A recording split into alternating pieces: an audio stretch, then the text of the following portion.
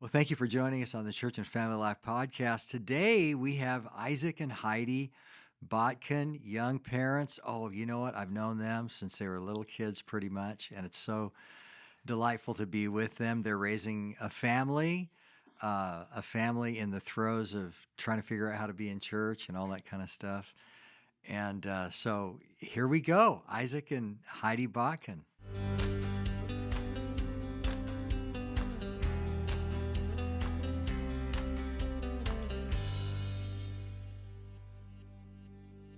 Well, Jason, here we are. We're going to talk about keeping your children with you in church, which is sometimes, most of the time, a challenge. I'm thankful we've done this with a couple of different couples now because different parents have different things that have been helping them in terms of having their children in church. So welcome. I'm glad you're here. Yeah. Hey, so we want to talk about, how you can get your kids to sit quietly. We want to talk about listening to sermons. How much, how do you do? How do you pull that off? How do you help them do that? We want to talk about how old kids should be when they're engaged in a sermon. Um, you know, what if you're juggling like multiple children? You have a baby. That can happen. You have a baby and a toddler and a 5-year-old. What is a mother to do? What's a father to do? So anyway, we're going to talk about all that kind of stuff. Those are really important questions. So, and especially for us, right? Because for a couple decades, we've been saying you should have your babies with you in church. Right. Yeah, like we're not ashamed of saying that because the Bible say it, and so we think it's really important. And We're also not oblivious to the challenges, which is why I want to talk to people like you. yeah, absolutely. That capability is forged at home first, and I think that's where most parents kind of miss the boat. They bring their kids into church, and there hasn't been as thorough a training at home. What do you guys think about that? Hmm.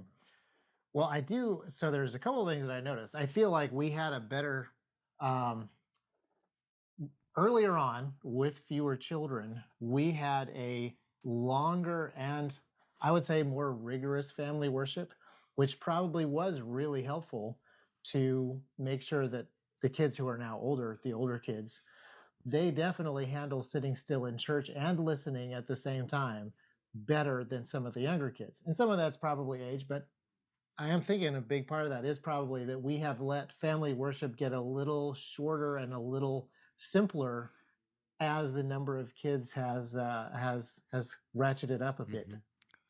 Yeah, yeah. It's an interesting phenomenon in families where when you have this span, a lot of times some children don't get the same thing as other children get.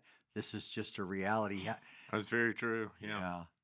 You kind of have to fight it, but Mm, it happens. You know. Have yeah, you have you dealt with that? yeah. So well, as we have, we're at the point now. So we have 4 children sitting in church and one more on the way. So we're now out of hands. So we're at the point now where church is peaceful and it's calm, but I'm not sure how exactly to gauge across these different ages, like who needs to be listening to the sermon, who needs to be providing bullet points at the end, who needs to just focus on not causing a disturbance in the worship service. A These critical are the skill. things that we're balancing. I actually wanted your input because 10 years ago we talked about this in a very theoretical sense. Now 10 years later we're 5 children in and it's less theoretical. Hey, give us your ages again of your 5 children. So we've got 8, 6, 4, 2, and then one arriving shortly. It's going to blow up the whole scene right now. So, yeah, it does. I think the first thing I would just say is it takes time. In our church, we're encouraging parents to be patient and take. You have this. The early years are the most critical in securing obedience and things like that, and so you have to work especially focused during that time to to help those children on the younger end to really understand obedience the first time. Third time obedience is, you know, double disobedience. So, helping children as early as possible. And it takes some time in the early years, probably takes a couple years to get, maybe 3 years. I don't, my wife told me, don't throw out years, Scott, because it'll discourage some people, you know, but frankly, And I, kids are and different kids are, at different kids are ages. different. Absolutely. But I think it is important for parents to understand that the core mission in the very first years is simply obedience. Mhm. It's not that that's all that they get, but the most important thing that needs to get grounded during that time is obey. Yeah, I'm going to tell a story that I love. It's really about Jason's daughter. When we first planted a family integrated church in Wake Forest, over 20 years ago, um, Deborah held one of their daughters for 2 years while, they had other children. And Deborah held her, just held her in church. She wasn't trying to teach her anything or do anything, but she held her for the first 2 years. And when she was about 13, I bumped into her and I said, "Hey, what's the first thing that comes to mind when you think of your Aunt Deborah holding you when you were a little girl?" Because she calls her Aunt Deborah because there was just something that happened there. And without stopping, she said, "Oh, what I remember the most is whenever there was a song that Aunt Deborah loved, she would go, amen." Or if there's something the preacher said during the sermon, she'd go, amen. By the way, Deborah still does this. Yeah. And she said, "That's what I remember." Well, okay, what was she getting out of the sermon? I think she was just getting sweetness out of that sermon, and it made an impact on her even at age 1 and 2. So, how parents always want to know, what is my kid getting out of the sermon? I believe that most of what your kids get out of the sermon in those early years is what you're getting out of the sermon and your whole disposition toward it. And we did different things. If I had little kids again, I'd probably do more different things. But one of the things that we did when our kids were little is I would reach over and whisper. I would have one on each side, and I would whisper in their ears, "Did you hear what he said? He said the word salvation." Well, maybe they didn't even understand what that meant. And then when they got a little bit older, like when they could write, um, I would have them look at my notes, and I would write a word, and I'd have them copy that word. Just very simple. Now they have to be able to write, so now you're on the upper echelon of this cycle. But I think, and even like in prayer meetings, um, I had a couple of my grandchildren with me a while back in our prayer meeting, and somebody prayed for somebody. I said, "Did you hear that? He just prayed for Mrs. So and so. Wasn't that nice?" Um, so I just think that you sort of bring them along, but the parents' disposition is the most important disposition. And if you're a parent, you gotta love it, and it'll help your children to love it. So I'm sure the Botkin family has patterns for how you manage the Botkin row, seating row during the service. Just my youngest is more than twice as old as your oldest, so I'm rusty on this. What are the patterns that you use to manage your row during the service? Hmm. Well, there's definitely a few people that shouldn't sit together. Okay, this is But important. usually To Heidi and bring I Tim. are. That's Yeah. great. Yes. Uh, Heidi and I are usually kind of on the outside, and as soon as the baby comes, you'll be leaving the row more often. Um, but I also get up and do things during the service sometimes. We do have extended families, so occasionally there's a child who's a row back or a row in front with an aunt or an uncle. But generally we're a little bit more on the outside, and we have kids scattered a little bit. And for the most part, there isn't much of an exact pattern except for certain people should be separated a little bit. It gets a little rowdy.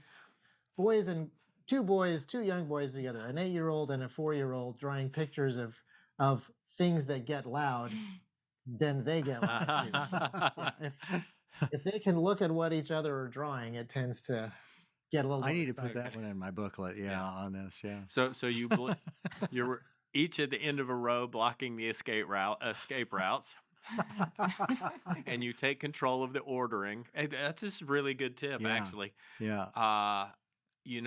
Without hearing that, less experienced parents might let their children determine the own ordering, and that might not help. And it changes fairly frequently based on, am I first trimester pregnant and need to get up and go outside frequently for fresh air, or do I have a newborn that needs to be nursed a couple of times? Or am I too pregnant to hold anyone on my lap anymore? That changes things pretty quickly too. So those are recent considerations. Well, let's just say you got to have a powered up husband. You really do. When you're going through this life cycle of having children of different ages, I've seen from time to time husbands, they leave it all on the wife. That's a recipe for failure and a lot of discouragement, particularly to the wife. So a husband has to realize this is my job. We're working on this together, but I've got to lead the charge and help my wife, to deal with this. Yeah, there are two of you, and both are needed actually to have the right thing happening on the row, and you need to be working in tandem for sure. Yeah. Have you? Does that just happen organically and naturally, or have you guys made rules for each other?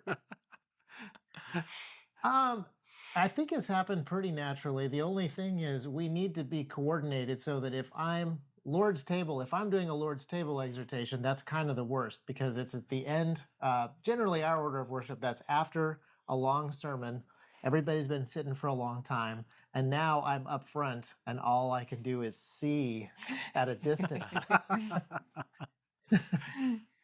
So that's one where there's coordination ahead of time. Other than that, it's pretty organic and natural. We kind of know who's having a good day and who's having a bad day and who needs to be close and who. It usually works out without a lot of communication, to be honest. I do know you can still play a role with eye contact from the front, though. That's still a powerful weapon. If looks could kill, that child would be dead. Isaac, I was going to ask about that. Before you get up, you handcuff them and then get up, okay? Because touching is bad. Do not touch your sister. So how do you manage sound on the row? Whispering is allowed, but when unnecessary conversation starts to happen in the whispering, that's usually when it gets quieted down. So that's what we've tried to do is, and it's different with the different ages. So James, who is the oldest, who is 8, will sit very happily and draw and listen at the same time. He will hear stuff and remember stuff from the sermon without the prompting. But what that means is oftentimes he is kind of neglected and other people get more of the attention and more of the focus. And so it just sort of depends a little bit on what's going on, but we allow a minimum of communication. Lots of emergencies happen during this sermon. After about 15 minutes in, people really need to communicate emergencies. We would often, manage sound through various kinds of touch. Like it would begin with a light pinching. And if it didn't stop, it would escalate. So, kids will cry, especially little ones will cry. That's pretty normal. Parents need to realize that's actually normal. Parents do need to teach their children to control their crying and to control their talking. it's not appropriate to scream, and they need to be taught that at home so that that's not happening. I remember one time, this was like probably 18 years ago, we were having a conference right here in Raleigh. Oh, yeah. You remember that? Oh, Oh, absolutely. you remember it. Vody was speaking. He, This is yeah, the North Raleigh Hilton. that's Yeah. right. Uh-huh. And there Yeah. was, when we're talking about the glories, of having children with you in church and everything, and there's this family out of control. And I don't know how they got up. They were like laying on the floor in front of the platform, well, to the right of the platform, if I remember correctly. It's like yesterday. and this kid is screaming, Bloody murder. screaming bloody murder. These parents had no clue that children should not be allowed to scream bloody murder. Or at least you could take them out, And so the parents were just like fixed on the speaker, like no motion to address. It was amazing. It was terrible. And then I went up there and I was preaching, and the same thing happened. And I'm looking at them anyway. So, but why am I saying this? You often have parents in your church that they really don't understand self-government, teaching your children self-government, teaching your children that they can't cry whenever they want to. They actually have to govern their crying, and they can't wail. Wailing is typically a manifestation of rebellion. On the earliest stages, it's probably just a natural manifestation of frustration and sin or hunger or things like that, or tiredness. Parents have to understand that. But that needs to be managed as early on as possible with children. They need to be taught that there are certain things that are not done in public, and screaming is one of them, and talking while somebody else is talking is one of them. And also not honoring what's going on in the room, not honoring the speaker, not honoring the singing, just doing their own thing. Those things are just socially unacceptable. My encouragement to parents is just make sure your kids know what's socially unacceptable in particular situations. You want to be able to take your children anywhere, really. And if you can't take them to church, you're probably not going to be able to take them anywhere. So we've got 3 dads and a mom here. Give us a mom tip. There you go.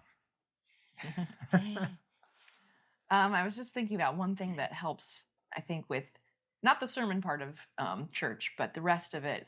We work hard at getting our kids familiar with the songs that we sing so that they Good. can engage in that part. And it's not just them sitting there listening to a new song. So one thing I've done is created a Spotify playlist with a lot of the songs that we regularly sing at church, and I'll play it at home so that they, even the ones that can't read, are familiar with the songs and can engage in that part of worship. And it makes the whole service feel a little shorter when they're engaged and happily participating in that part of church. Oh, I love that. That's a great. Oh, that is transferable. Yeah. No, that's really, because children. You do have children.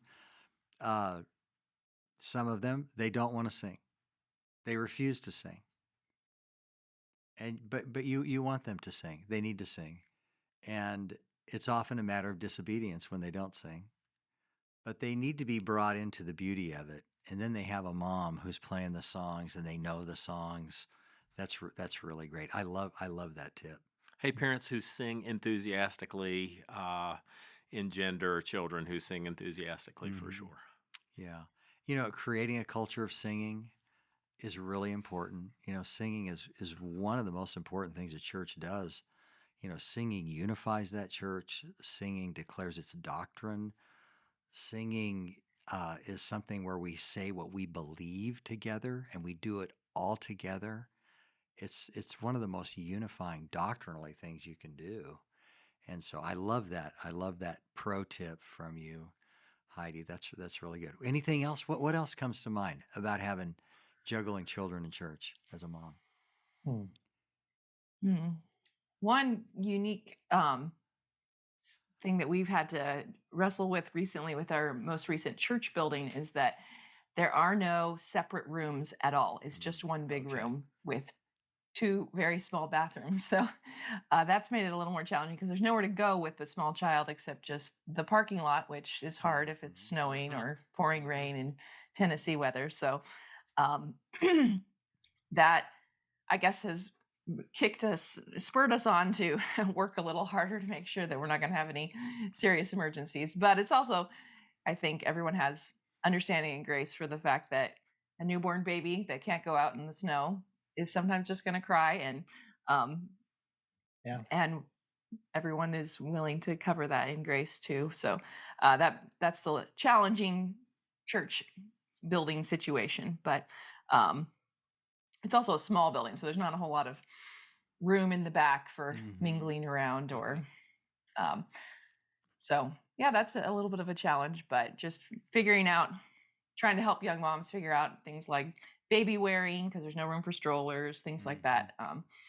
Just had to be creative with the building that we have. So You Yeah. know, one of the things Deborah has said is it's helpful if your baby, can go to sleep in a stroller because that is often, during church time, and that can be a helpful containment thing if the child is used to doing that.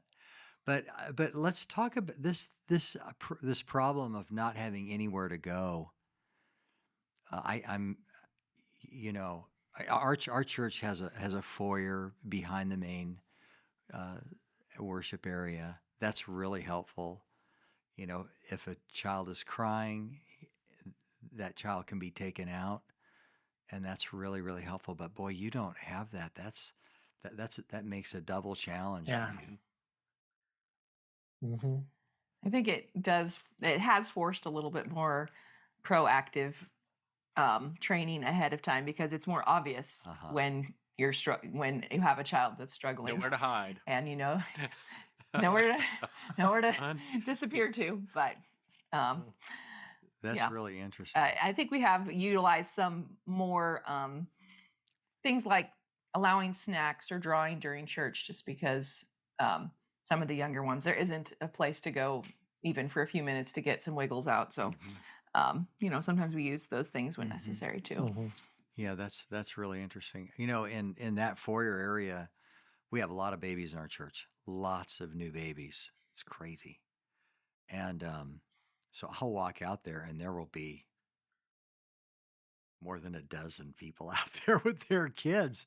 But they have this kind of safe zone they can go, and then they'll come back in. Mhm. But it's interesting that you say it's sort of forced a little bit better instruction and control of children. Maybe we should eliminate our foyer. It'll so. Our church is a lot smaller than yours too, so I don't know that we have quite Yeah. that number of small children. Yeah, it is good if a church has a cry room or something like that.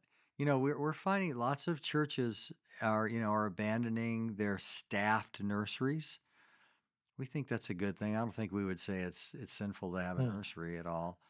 But it does, not having a staffed nursery does two things. One, it allows the staff to actually worship with the church, which is really really important. And it also helps parents to maybe grow quicker through the process. Isaac, is there a dad tip? Mm. An exhortation to dads? Well, for my limited experience with our own kids only, I think drawing has been really good because it is a thing that they can do while still listening. It isn't too distracting for them. I don't think it's too distracting for other people usually. So that is something where I think that has been really, really helpful. It has given them an additional activity that they can do that doesn't take them out of the worship service too much. So I have been pretty happy with that. I would say that part of what I would like to know is, in addition to not distracting other people in the church with the children, making sure that the children are also not distracted from the worship service and participating and listening, even if all that they get are some words and the parents' response to the sermon. Even if all they can get is that, I would like to try to figure out how there's as much of that as possible, and the kids aren't being entertained in a sort of a separate channel, even though they're in the Yeah. same pew. You know, on the drawing thing, we had our kids do that, but I would encourage them to draw what they were hearing, and sometimes I would give them Mm. okay, here's a lamb, draw a lamb. Uh, you know, I would want them to try to be dialed in on that rather than some other alternative world. But my view is it's it's implicitly helpful for a child to be in a place where they know that the people love God and the people are praying to God and the people are singing to God and the parents are into it. And there's preaching. There's the sound of the preacher.